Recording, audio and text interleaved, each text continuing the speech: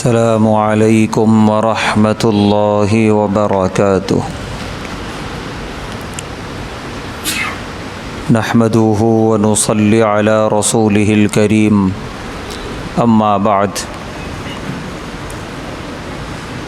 قابل قدر محترم حضرات، معزز نوجوان ساتھیوں، گزشتہ اتوار بھی ترجمہ ہوا تھا ان احادیث کا جس میں اللہ تبارک و تعالی نے نماز انتہائی خشوع اور خضوع کے ساتھ پڑھنے کی تاکید فرمائی، اور بھی بہت ساری اسی عنوان کے تحت احادیث موجود ہیں جس کا انشاءاللہ آج ترجمہ ہوگا، اور خاص طور سے ان احادیث کے پیغامات کو ہم اپنے سامنے رکھ کر نماز ادا کریں کہ نماز بہت بڑی عبادت اور بڑی اہم ترین عبادت، نماز میں جتنا بندہ اللہ کے قریب ہوتا ہے کسی اور عبادت میں اتنا قریب نہیں ہوتا، اور نماز جب بندہ نیت باندھ لیتا ہے اور نماز شروع کر دیتا ہے اللہ کی خاص رحمت اس کی طرف متوجہ ہو جاتی ہے، لہذا بڑی ذمہ داری ہے اس کے بعد اپنے نماز کی حفاظت کی، اللہ کے حضور میں حاضر ہونے کے آداب کی، اور اللہ کی رحمت نماز ختم ہونے تک اسی طرح متوجہ رہے اس بات کی ذمہ داری ہے کہ ہم ان سب کو باقی رکھیں اپنی نماز میں، کہ کہیں ہماری نماز صرف رسمی رکوع اور سجدے والی نہ رہے بلکہ حقیقت میں اللہ کے دربار میں نماز قبول ہو۔ آج کی پہلی روایت جس کے راوی ہیں حضرت معاویہ بن حکم رضی اللہ تعالی عنہ، کہتے ہیں بینا انا اصلی مع رسول اللہ صلی اللہ علیہ وسلم، کہ میں اللہ کے رسول صلی اللہ علیہ وسلم کے ساتھ نماز پڑھ رہا تھا، تمام مصلیوں کے ساتھ، کہ اتنے میں اذا عطس رجل، ایک آدمی کو نماز میں چھینک آئی۔ تو جو حدیث کے راوی ہیں معاویہ بن حکم رضی اللہ تعالی عنہ، کہتے ہیں اچانک میں نے کہہ دیا یرحمک اللہ، جیسے نماز کے باہر کسی کو چھینک آئے تو وہ الحمدللہ کہتا ہے اور سننے والا یرحمک اللہ کہتا ہے، تو جس کو چھینک آئی اس نے الحمدللہ تو نہیں کہا، وہ نماز میں تھا، لیکن ان کی زبان سے بے ساختہ یرحمک اللہ نکل گیا۔ اب نماز ختم ہوئی، کہہ رہے ہیں کہ لوگ میری طرف عجیب نظروں سے دیکھ رہے تھے کہ اس نے نماز میں ایک زائد عمل کیا ہے، اس کی نماز صحیح نہیں ہوئی۔ کہتے ہیں میرے دل میں بڑا ڈر اور خوف کہ نہ جانے اللہ کے رسول صلی اللہ علیہ وسلم کیا فرمائیں گے۔ آگے خود کہتے ہیں کہ بی ابی ہوا و امی، کہ میرے ماں باپ قربان ہوں اللہ کے رسول صلی اللہ علیہ وسلم پر، واللہ ما قہرنی ولا ضربنی ولا شتمنی، نہ تو مجھے کوئی ڈانٹ ڈبل کے الفاظ کہے آپ نے، نہ تو آپ نے مجھے جھڑکا، نہ کوئی ایسی آپ نے کوئی ایسا جملہ کہا، کوئی ناراضگی والی بات آپ نے نہیں فرمائی، بڑی محبت سے فرمایا ان هذه الصلاة لا يصلح فيها شيء من كلام الناس، کہ اے معاویہ بن حکم، یہ نماز ہے، یہ اللہ کی عبادت ہے، اس میں اس طرح کی عام گفتگو کی بالکل بھی اجازت نہیں ہے۔ حالانکہ یرحمک اللہ یہ بھی ایک ذکر ہے اللہ کا، لیکن نماز کے باہر، نماز کے اندر نہیں۔ اس کے بعد پیارے نبی صلی اللہ علیہ وسلم نے خاموشی اختیار فرمائی۔ تو یہ جو انداز تھا تربیت کا پیارے نبی صلی اللہ علیہ وسلم کا، یہ کہتے ہیں صحابی کہ مجھے بڑا پسند آیا، اور جب بھی وہ یہ واقعہ بیان کرتے ہیں تو کہتے ہیں کہ بی ابی ہوا و امی، کہ میرے ماں باپ اللہ کے رسول صلی اللہ علیہ وسلم پر قربان، کہ ایک غلطی پر آپ نے اتنی محبت کے ساتھ تنبیہ فرمائی کہ پھر کبھی دوبارہ غلطی بھی نہیں ہوئی، اور تنبیہ کرنے والے کی محبت بھی دل کے اندر بیٹھ گئی۔ تو یہاں پر ہمیں دو باتیں ملیں، ایک تو یہ ہے کہ نماز میں کوئی ذکر نہ ہو، نماز کے باہر کا کوئی بات چیت نہ ہو، اور دوسری چیز اگر کسی سے غلطی ہو گئی تو انداز ایسا نہ ہو کہ جھڑکا جا رہا ہے، حقیر نظر سے دیکھا جا رہا ہے، بلکہ محبت کے ساتھ اس کی اصلاح کر دی جائے۔ اس کے بعد کی روایت جس کی راویاں ہیں حضرت عائشہ رضی اللہ تعالی عنہ، فرماتی ہیں سألت رسول اللہ صلی اللہ علیہ وسلم عن الالتفات فی الصلاۃ، کہ میں نے اللہ کے رسول صلی اللہ علیہ وسلم سے سوال کیا نماز میں ادھر ادھر دیکھنے کے بارے میں، کہ اگر کبھی ضرورت ہو تو کیا نگاہ دائیں طرف بائیں طرف یا اوپر اٹھائی جا سکتی ہے، کچھ اجازت ہے؟ پیارے نبی صلی اللہ علیہ وسلم نے فرمایا ہوا اختلاس یختلسہ الشیطان، یہ شیطان کی طرف سے ایک حملہ ہوتا ہے، وہ دل میں بات ڈالتا ہے، ادھر سامنے دیکھو کیا نظر آ رہا ہے، ادھر دائیں طرف دیکھو کیا چیز ہے، بائیں طرف دیکھو کیا چیز ہے، تو لہٰذا اپنی نگاہ کو سیدھے سجدے کی جگہ رکھی جائے، جیسا کہ آگے حدیث آ رہی ہے۔ ادھر ادھر نگاہ کرنے کا دل بولے تو بھی نہیں کرنا چاہیے، کیونکہ یہ شیطان کی طرف سے ہے۔ اسی لیے علماء نے یہ مسئلہ لکھا ہے، خاص طور سے مسجد کے اندر پہلی صف کے آگے جو دیوار ہے وہاں آدمی کے قد کے برابر کوئی چیز نہ لکھی جائے،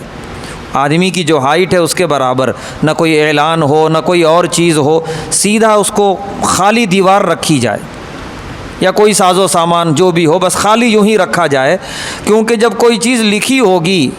تو عام اگر آدمی بیٹھا ہوا ہے تو اس کو پڑھنے کا دل نہیں بولے گا، نماز میں پڑھنے کا دل بولے گا، کیا لکھا ہوا ہے، کیا اعلان ہے انتظامی کمیٹی کی طرف سے، کیا لگا کے لٹکا کے رکھے ہیں۔ ایک مرتبہ ایک نماز میں پڑھ لیا، پھر دوسری نماز میں پھر پڑھنے کا دل بولے گا، شیطان کی طرف سے ہے یہ۔ اس لیے سامنے کی دیوار پہ کوئی ایسی چیز بالکل بھی نہ ہو کہ بار بار جدھر نگاہ جا رہی ہو۔ اب آج کل جو ہے ایسے ٹی شرٹ آ رہے ہیں کہ پیچھے لکھا ہوا رہتا ہے، نہ جانے کیا کیا لکھا رہتا ہے۔ اب وہ کون سی بھی صف میں مصلی وہ اگر ایسی ٹی شرٹ پہن کے نماز پڑھ رہا ہے، پیچھے والا جب بھی نظر اٹھا رہا ہے، چاہے قیام کی حالت میں یا رکوع سے اٹھتے ہوئے یا سجدے سے اٹھتے ہوئے، ایک دم نظر پڑ رہی ہے اور کبھی نہ چاہ کے جو ہے پڑھنے میں آ جا رہا زبان سے، تو اس کے قصوروار اور گنہگار وہ لوگ ہیں جو ایسی ٹی شرٹ پہن کے مسجد میں آ رہے ہیں۔ بالکل سیدھا سادہ لباس پہنا جائے مسجد میں، نہ سامنے کچھ لکھا ہو نہ پیچھے کچھ لکھا ہو، اور اگر تصویریں اتری ہوئی ہیں تب تو پھر وہ نماز بھی خراب اور مسجد کی بے ادبی اور بے احترامی گناہ کبیرہ ہے۔ لکھا ہوا بھی ہے تو نہ ایسا پہن کے نہ آئیں، لیکن اگر کوئی مصلی سامنے پڑ گیا جس کی ٹی شرٹ پہ کچھ پیچھے لکھا ہے تو ہم اپنی نگاہ کی حفاظت کریں اور پوری اس بات سے بچنے کی کوشش کریں کہ وہ پڑھنے میں آئے، اس سے پوری طور پہ بچنے کی کوشش کریں۔ دل سے اگر پڑھ لیا تو نماز خراب نہیں ہوگی، کراہیت ہے، لیکن زبان سے اگر پڑھ لیا جو بھی لکھا ہوا ہے تو نماز فاسد ہے،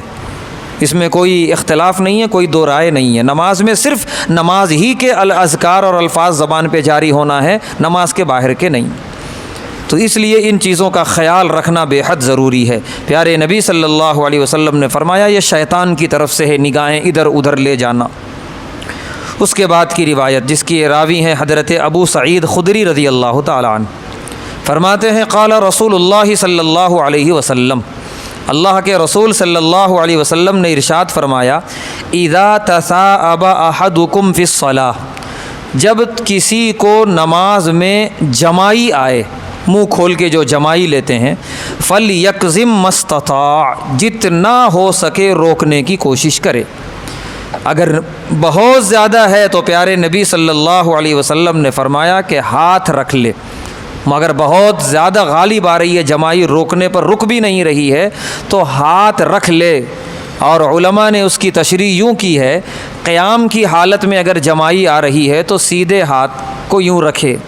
رکوع میں یا جو ہے تشہد میں اگر جمائی آ رہی ہے تو بایاں ہاتھ رکھے، قیام کی حالت میں دایاں ہاتھ، یہ مستحب ہے۔ اگر کون سا بھی ہاتھ رکھ لے تو کوئی بات نہیں ہے، کوئی حرج نہیں ہے، لیکن حدیث میں ہے کہ اپنے منہ پہ ضرور ہاتھ رکھے۔ پیارے نبی صلی اللہ علیہ وسلم فرماتے ہیں کہ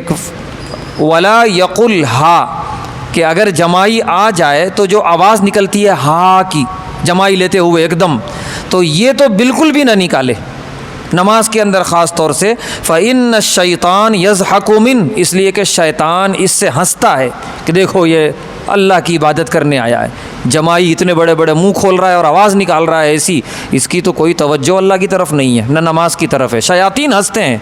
تو کیا ہم کو نہیں ہنسنا چاہیے اپنے آپ پہ کہ کیا حرکت کر رہا ہوں، میں نماز پڑھ رہا ہوں یا کیا کر رہا ہوں؟ ہم عام بیٹھے ہوئے ہیں، بات چیت کر رہے ہیں دوستوں احباب کے ساتھ، کوئی جمائی نہیں آئے گی۔ جیسے ہی نماز کی نیت باندھے، جمائی شروع، نیند شروع، شیطان کی طرف سے ہے یہ۔ حالانکہ یہی نیند اگر میدان جہاد میں ہے تو قرآن میں اللہ نے فرمایا یہ اللہ کی رحمت ہے۔ جہاد کے میدان میں اچھے اچھوں کی نیندیں اڑ جاتی ہیں، وہاں تو صرف موت نظر آتی ہے، وہاں اگر آدمی پر نیند طاری ہو، اونگ آ رہی ہو تو یہ اللہ کی رحمت ہے۔ احد کے میدان میں صحابہ کو اونگ آئی تھی۔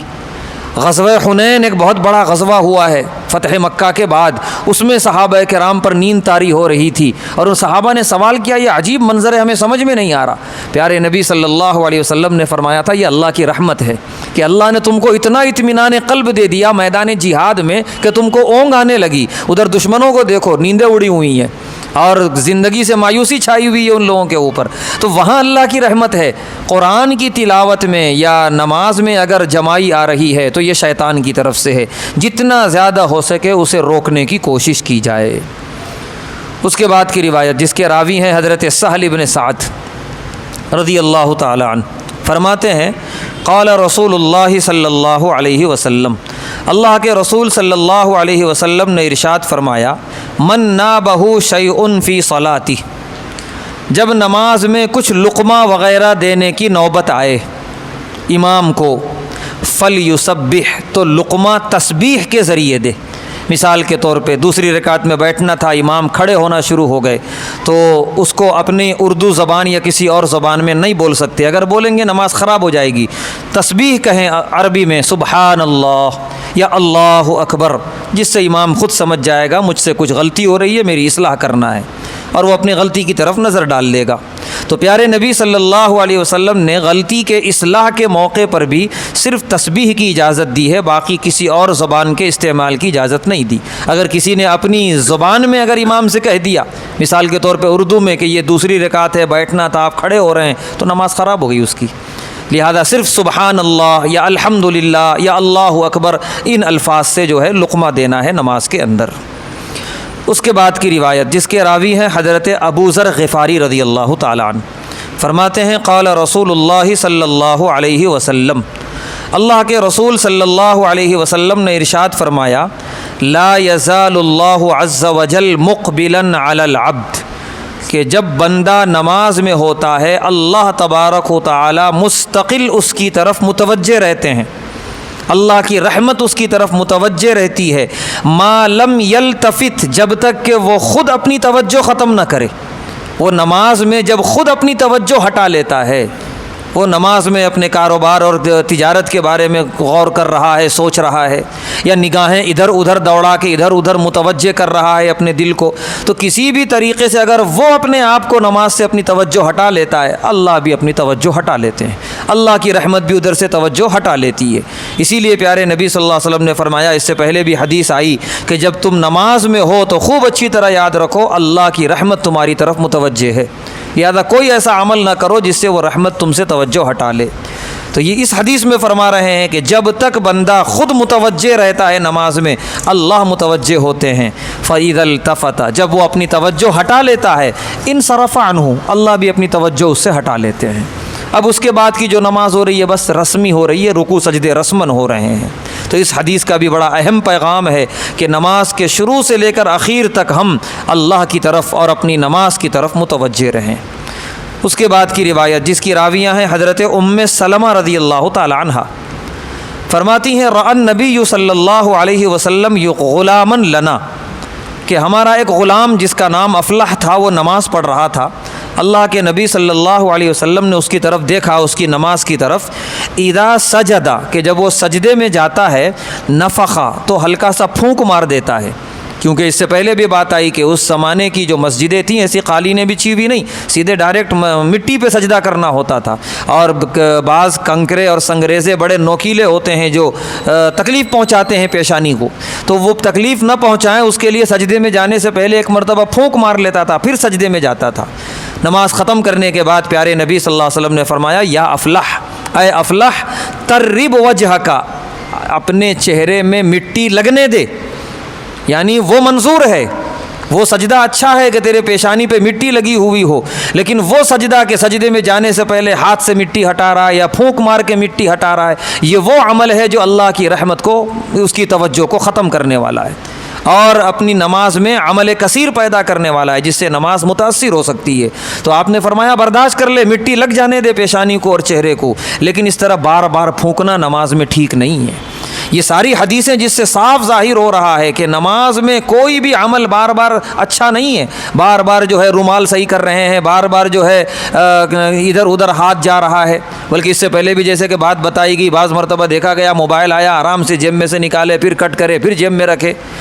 کبھی کبھی اینک اتار کے آرام سے جو ہے قیام کی حالت میں جھک کے نیچے رکھ رہے ہیں، کبھی موبائل رکھ رہے ہیں، نہ جانے کیا کیا عمل ہو رہا ہے اس زمانے میں اہل سہولت کے نام پہ کہ یہ ساری اجازت ہے، اسلام میں بہت آسانی ہے۔ اسلام میں آسانی ہے لیکن اسلام میں بے احترامی نہیں ہے، اسلام میں کسی عمل کو ہلکا سمجھنے کی تاکید نہیں کی گئی ہے۔ تو اسی لیے یہ ساری حدیثیں ہمیں بتا رہی ہیں کہ نماز پوری حضور قلبی سے اور خشوع اور خضوع کے ساتھ پڑھنا ہے۔ آخری حدیث آج کی، راوی ہیں حضرت ابو ہریرہ رضی اللہ تعالی عنہ، فرماتے ہیں قال رسول اللہ صلی اللہ علیہ وسلم، اللہ کے رسول صلی اللہ علیہ وسلم نے ارشاد فرمایا اقتلوا الاسودین فی الصلاۃ، نماز میں دو جانور اگر نظر آ جائیں اب تمہیں اجازت ہے نماز توڑنے کی، توڑ کر ان دو جانوروں کو مارنے کی۔ اب تک جو حدیثیں آئیں اس میں یہ مضمون آیا کہ کوئی عمل نہیں کرنا ہے نماز میں، صرف نماز پڑھنا ہے، لیکن یہ حدیث میں پیارے نبی صلی اللہ علیہ وسلم رخصت دے رہے ہیں نہ صرف عمل کی بلکہ پورا نماز توڑ کے ان دو جانوروں کو مارنے کی۔ ایک جانور ہے الحیہ سانپ، دوسرا ہے والعقرب بچھو، کیونکہ اب اگر آدمی اپنی نماز میں رہے گا تو یہ زہریلے موذی جانور ہیں، یہ ان کا ڈسنا اور ان کا کاٹنا انسان کی جان لے سکتا ہے۔ تو اللہ کی طرف سے یہ رخصت اور اجازت ہے کہ بے شک میری عبادت بڑی اہم ترین درجے پر ہے، لیکن اے انسانوں میں نے تمہاری جانوں کو اس سے بڑا درجہ دیا ہے کہ اگر بات تمہاری جان پر آ جائے تو پھر اپنی جان کی حفاظت کرو اور اپنی نماز توڑو۔ تو اسی لیے یہ بھی مسئلہ فقہا نے لکھا ہے کہ اگر کوئی شخص نماز پڑھ رہا ہے، اس کے سامنے کسی دوسرے شخص کی جان کو خطرہ ہے، مثال کے طور پہ کوئی کنواں ہے، کوئی نابینا ادھر جا رہا ہے اور خوف ہے کہ وہ گر کے اندر مر جائے گا، یا کچھ ایسی چیز ہے کہ ہلاکت خیز ادھر کوئی آدمی انجانے میں جا رہا ہے، اب نماز توڑ کر اس کو بچانے کا حکم ہے، کیونکہ اب انسانی جان کی بڑی قدر و قیمت ہے اور اس کی اجازت خود اللہ اور اللہ کے رسول صلی اللہ علیہ وسلم نے دی ہے۔ تو خود اپنی جان کی کا بھی اگر خطرہ ہو تو نماز توڑنے کی اجازت ہے، دوسرے انسان کی جان کا خطرہ ہو تو نماز توڑ کر اس کو بچانے کی اجازت ہے۔ تو یہ اسلام کی خوبصورتی ہے کہ عبادت کرو تو خوب اچھے طریقے سے اور انسانی جان کے محافظ بن کے زندگی گزارو۔ یہ دونوں پیغام ان احادیث کے اندر ہمیں ملا، اور بھی بہت ساری حدیثیں ہیں نماز کے تعلق سے، انشاءاللہ آئندہ اتوار ترجمہ ہوگا۔ اللہ تبارک و تعالیٰ سے دعا ہے اللہ تبارک و تعالیٰ ہم تمام کو ان احادیث مبارکہ کے مطابق نماز پڑھنے کی توفیق عطا فرمائے، ہر طرح کی نماز میں غفلت اور کوتاہی اور بے توجہی سے حفاظت فرمائے، خشوع اور خضوع کے ساتھ مقبول نمازیں ادا کرنے کی توفیق عطا فرمائے۔ وآخر دعوانا الحمد للہ رب العالمین۔